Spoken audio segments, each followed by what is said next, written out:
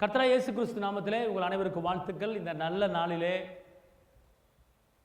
இயேசப்பா உங்களுக்கு நற்செய்திகளை கொண்டு வர போகிறார். அல்லேலூயா. ஏசாயா 9:6 சொல்லுகிறது, நமக்கு ஒரு பாலகன் பிறந்தார், நமக்கு ஒரு குமாரன் கொடுக்கப்பட்டார், கர்த்தத்துவம் அவர் தோளின் மேல் இருக்கும், அவர் நாமம் அதிசயமானவர், ஆலோசனை கர்த்தர், வல்லமையுள்ள தேவன், நித்திய பிதா, சமாதான பிரபு எனப்படும். நம்முடைய தகப்பன் இயேசு அவருக்கு அநேக பேர் உண்டு, 100 பேருக்கு மேல் அவருக்கு இருக்குது.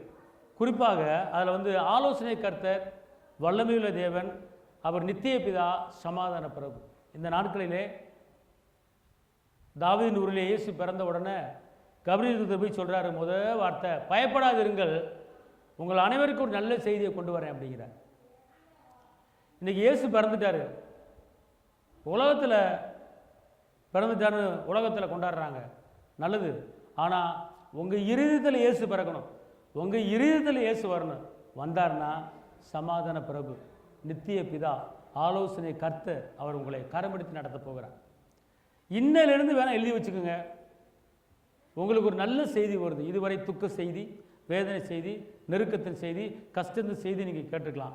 ஆனால் இந்த நாள், இந்த கிறிஸ்துமஸ் நல்ல நாளில் கர்த்தர் உங்களுக்கு நல்ல செய்தியை கொடுக்க போகிறார்.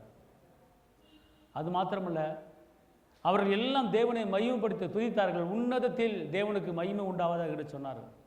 அதே போல் இந்த நாளில் எனக்கு என்ன நன்மை கிடைக்குது, இந்த நாளில் இயேசு எனக்கு என்ன செய்கிறாரு அப்படின்னு கேட்டிங்கன்னா, அவர் வல்லமையுள்ள தேவன், வல்லமையான காரியங்களை உங்களுக்கு செய்ய போகிறார். அவர் நித்திய பிதா, நிரந்தரமான தெய்வம். ரெண்டாவது, ஆலோசனை கர்த்தர். அதாவது இதுவரை சரியான முறையில் உங்களுக்கு ஆலோசனை இல்லாமல் இருந்திருக்கலாம், ஆனால் கர்த்தர் உங்களுக்கு ஆலோசனை கொடுக்குற கர்த்தராக இருக்கிறார். மாத்திரமல்ல, அவர் சமாதான பிரபு. உங்கள் வாழ்க்கையில், உங்கள் குடும்பத்தில் சமாதானம் இல்லாமல்,